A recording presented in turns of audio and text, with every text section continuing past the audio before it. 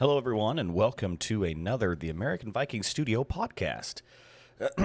This should be the fourth episode now in this series, and today we are going to branch off from the last kind of two episodes being a brief history of me and why I do content, and today we're going to branch into something a little bit more volatile in terms of what reaction it might get. Over the past few weeks, I've had a couple different conversations with a variety of different people around working conditions in the United States. In case it wasn't clear, that's where I reside, and that's what I know the most about. Now, through a conversation I was having, we got to talking about, and I mentioned this in one of the the Breakfast with the Viking episodes this week, so check that out. But I mentioned this in one of those episodes that the food assistance program and the minimum wage in our country. Now, I wanted to go into a little bit of detail about this because when you see the numbers, at least to me, it doesn't quite make sense that this is truly happening. Or could be truly happening, let me say that. Now, it changes state by state, okay? So these numbers are not necessarily specific to where you, the viewer, are specifically, but they are relatively similar. For a single-member household size, the income cap, the maximum amount of pre-tax income you are allowed to make for the federal food assistance program, which is SNAP, is $17,677. Okay? Now, that's pre-tax income. Okay? Now, That's not a lot, number one. And I know people who are making around $30,000 a year, so almost twice that number, who are very much living paycheck to paycheck and not spending a ton of money frivolously. There is frivolous money spent because we're humans and we need to enjoy our lives. If we were to just go about working, paying bills, and eating food and doing nothing else, we'll off ourselves eventually. So as humans, we have to have the ability to go out and enjoy our life that we are working so hard to have. And, they live in a very, very low rent apartment, considering some of the prices across the United States. A very, very low rent apartment. They don't have an excessive amount of debt that they're carrying around that they have to pay monthly. They own their car, so they're not paying a car note. They're just paying insurance. And so just their needs, right? The normal stuff that you cannot get away from paying. Rent, homeowner's insurance, rent insurance, water, electric, internet, phone bill, groceries, things of that nature, right? And I've looked over this budget just because I wanted to educate myself on the situation. And there's nothing to be done to make their situation better, okay? But you can't save money on rent. They're already on the very low end of the rent requirements. Can't save money on a car because they own it. So to go out and purchase a car, their car is not necessarily the most fuel efficient, but to go out and purchase another car that is more fuel efficient would negate the ownership of their vehicle to begin with. So again, that's a non-issue. Their rent insurance, they could save a couple dollars, I'm sure, if they were to go and price compare across 10 different companies or something of that nature. Similar with car insurance, maybe. But again, that's a matter of individual dollars, not hundreds or 20s of dollars. It's like, great, I can now go out and have a meal out by myself or something. And of course, groceries are no longer cheap at this given time. So again, looking at that budget, there's nothing to be done to create financial space. Okay. And keep in mind, this person is making almost double the number of an individual who would qualify for food assistance. And one of the most expensive parts of their budget monthly is groceries. So to me, to my brain, I thought to myself, okay, well, this is exactly what this program should be for. People who are barely making it, who, if anything goes wrong, if they need new tires, if they have a blowout, if they get sick and can't make it to work for a week, their entire life tanks. But if someone were to give them $200 a month or so to pay for groceries, $50 a week, which is about what they're trying to spend, that would free up so much of their available income to savings and quality of life increases and all these other things, right? Now, clearly, that's not going to happen because $30,000 is significantly too much to be making according to what we define as poverty. Now, here's where we get into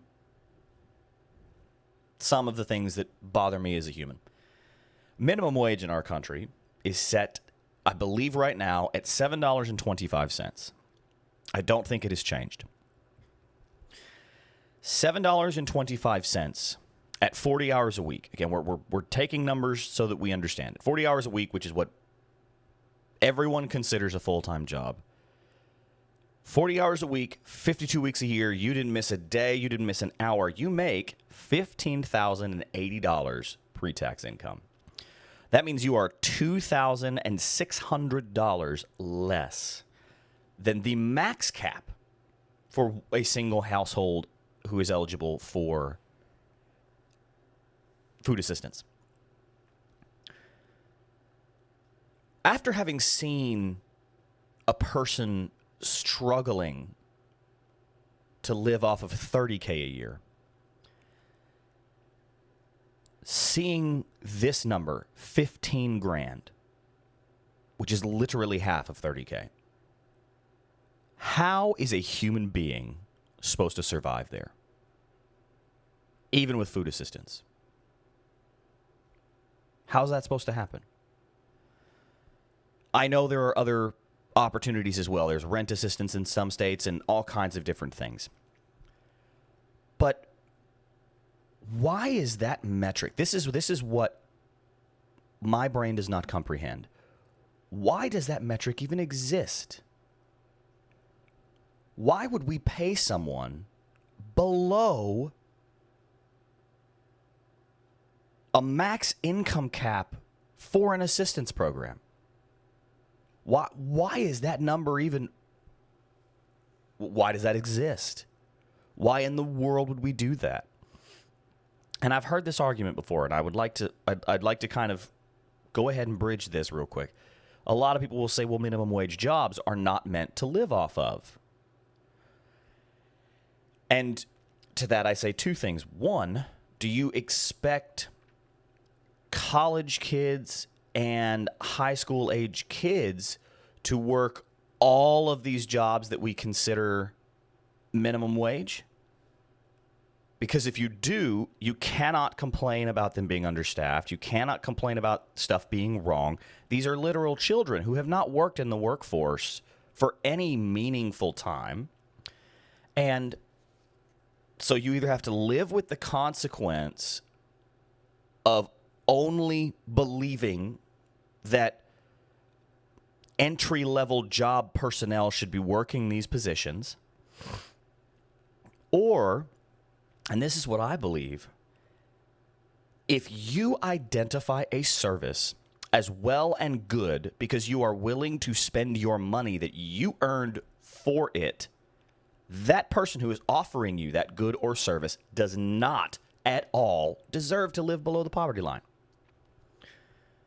Let's take Starbucks, for example. Now, I don't think Starbucks pays its people minimum wage, but I don't know. Okay, I don't know where their pay scale is. But we'll just take Starbucks, and for the purpose of this example, we will say Starbucks is paying, your local Starbucks is paying their employees minimum wage. Starbucks drive-through is packed at multiple times throughout the day. There have been very few Starbucks that I have seen where there is nobody present wanting coffee. So it is very clear that we as a community have identified that this is a well and good service that we value. If we value it, we also should inherently value the people who are providing the it. To simply say, oh, this coffee's great. Yeah, I love it. I drink it every day. I don't know how I could survive without stopping by Starbucks. What you mean to say is, I couldn't survive without stopping by Starbucks and the people there who care enough about me, a customer, providing me with this essential item to my life. And because of that, these people do not deserve to be paid below our food assistance cap level or poverty line. There's no reason for that. You have identified this as a well and good service as a community. No one deserves to live below the poverty line. And let me rephrase, no one deserves to be paid for a job and live below the poverty line. There are extenuating circumstances where you might make more money, but you still live below the poverty line because of the net versus gross income difference due to a bunch of different factors. But if you're just going to work 40 hours a week, you shouldn't have to deal with those numbers. That's insane. Because again, to even a local fast food chain, okay, if you are willing to go and spend your money, then that is a well and good service, and the people who are providing that to you are not somehow substandard or somehow a lower tier of worker, individual, or human based on what service or good they provide. Now, I understand that there are tiers, okay? I'm not trying to equate your local fast food worker to a heart surgeon, okay? There are very, very different grading criteria there, but also a heart surgeon makes more than I will probably ever see in my lifetime, okay? And there's a reason for that. Not only is he or her, not only are they incredibly smart, but they've gone through years of study and schooling, residency, and all kinds of other things that you do not have to work at a Starbucks, a Walmart, or whatever, okay?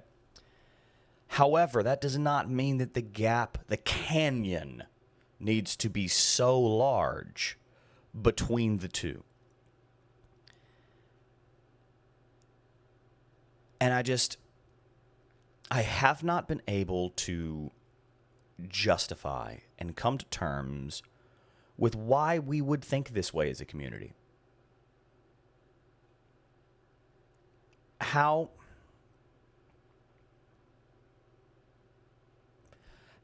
do we devalue people that much? Whether it be intentional or unintentional.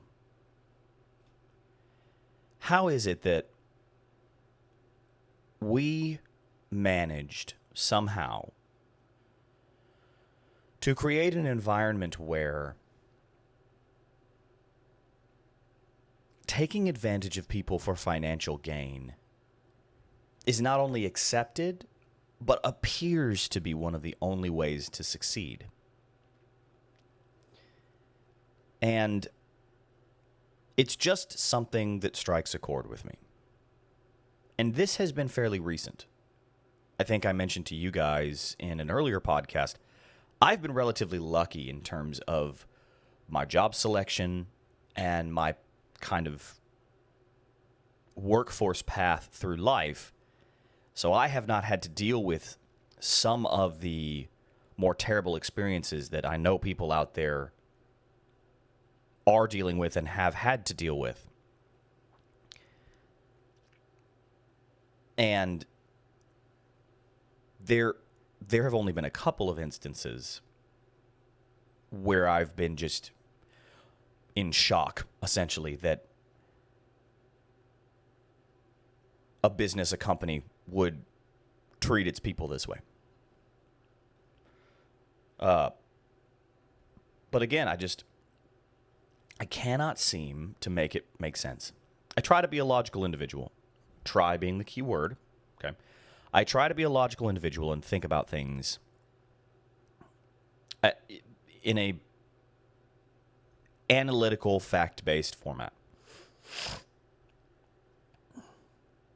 And this one just doesn't quite make sense to me.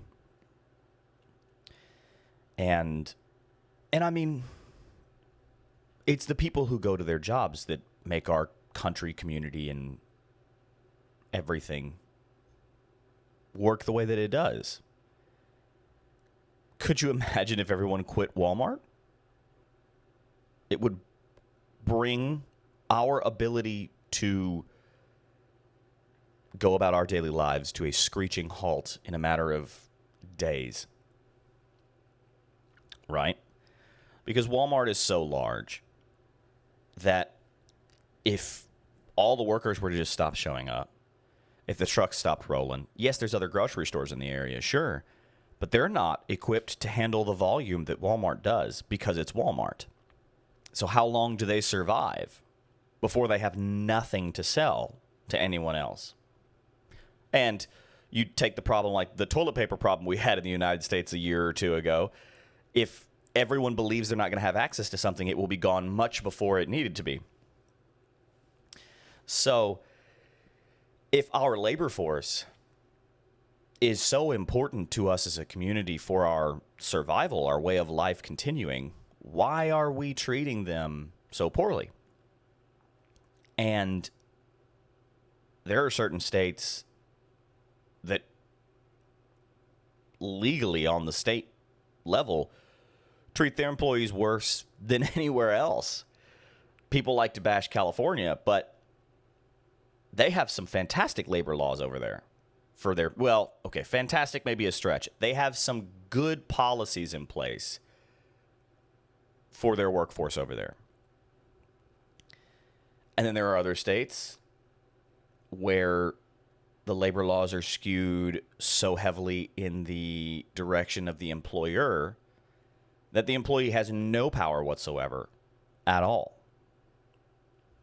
And that's just,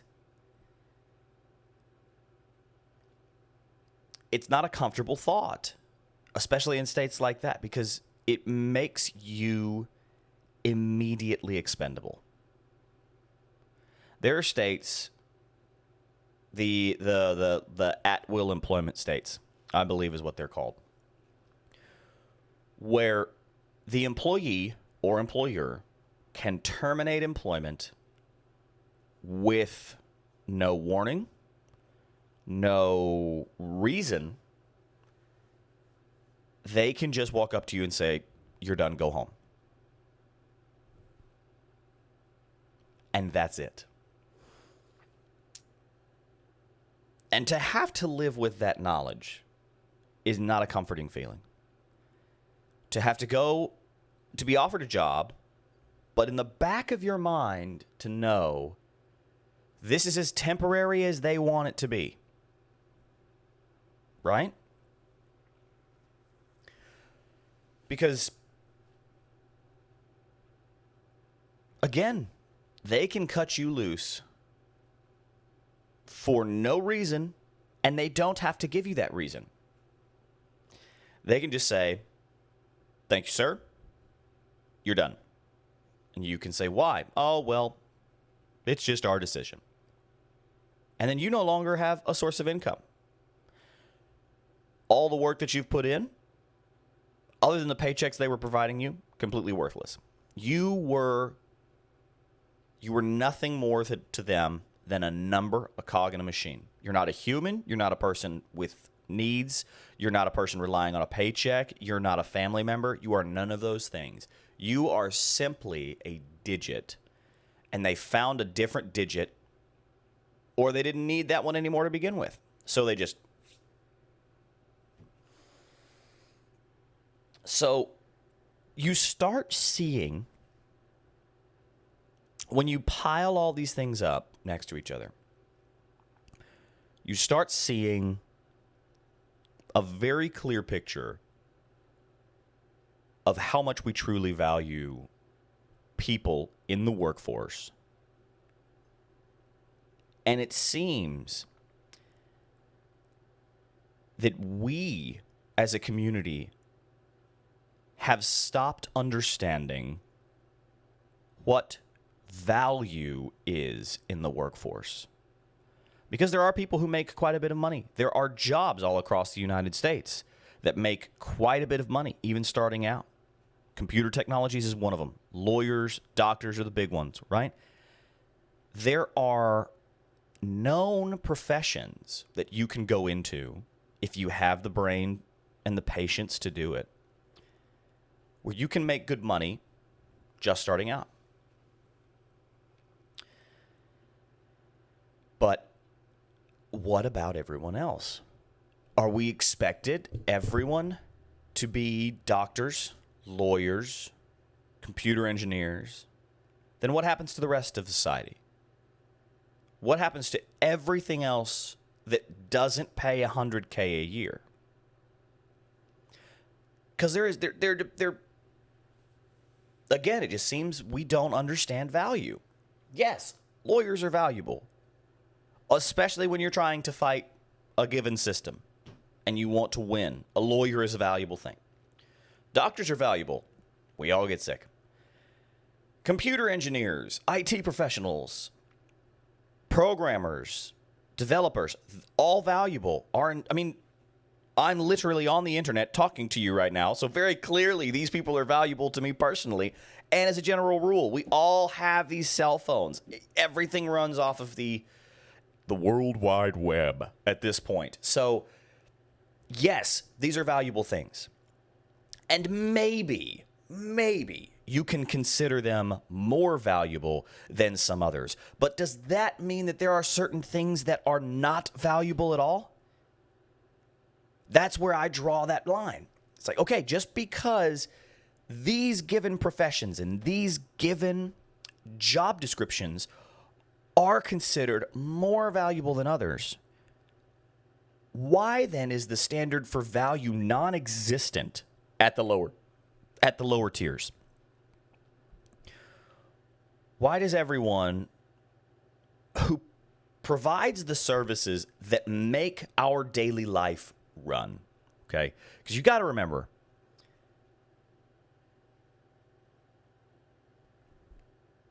it's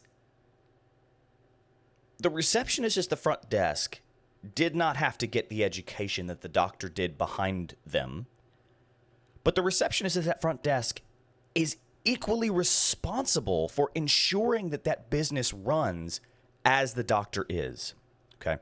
The doctor has a different set of roles because he's had the education and he knows what he needs to do for the patients and yada, yada, yada. And the nurse is the same.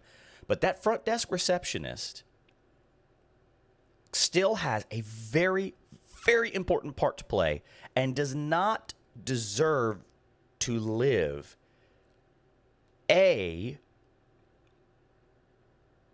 on a menial income that may or may not allow her to survive and thrive in her life. That's number one. But number two, she does not deserve to live in a community where she is perceived as less valuable for her work. And that, I think, is even more important than the income. Okay? Now, the two cannot be separated. I do want to say that. You don't get to say, oh, yeah, we value you, and then not pay you. Okay, that's not because that's a lie. That's all that is. That is them placating you so that you'll shut up and stop asking them for a raise. So the two go hand in hand. You cannot say, oh, well, we think you're part of the team and the family. Everybody who's ever worked a job has probably heard that before, and it's always a load of bull. It's never honest. It's never true. They just want to shut you up about pay. Okay? So again, those two go hand in hand. And I just can't make it make sense that we devalue what we perceive as the lower tiers in our workforce to such an extent.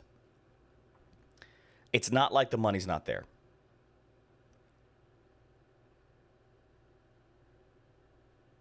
Our country has, our companies and our country has money coming out of everywhere. But anyway, so that's what this podcast today is about.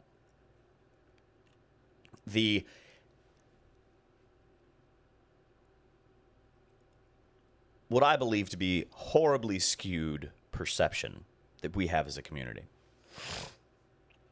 So, to leave this on a more positive note, go out and support your local people. One of the things that can help the most is, from my understanding, unions. Now, I'm not going to get into a long union talk, okay? That's not going to happen. We're already almost 30 minutes into this, and that's kind of where I try to cap these out right now at anyway. But do your research, okay? If there's something you can do to help your situation and to help those around you, talk about it. The only people who are going to look out for you are you and people in a similar situation to you, okay? So do your research and support your local people, okay?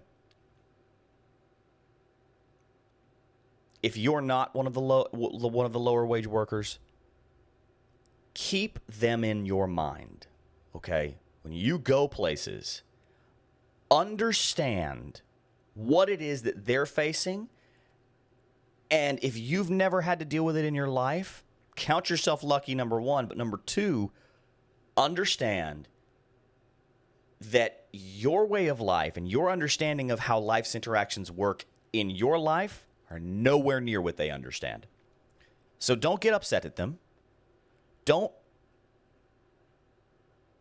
express your anger or your irritation with things not being as fast as you believe they should be as a them problem. That's a you problem. Again, if you're spending your money, you have identified it as a good and well service. So if they're not doing it up to your standard, either take your money somewhere else, A, which you won't, or B,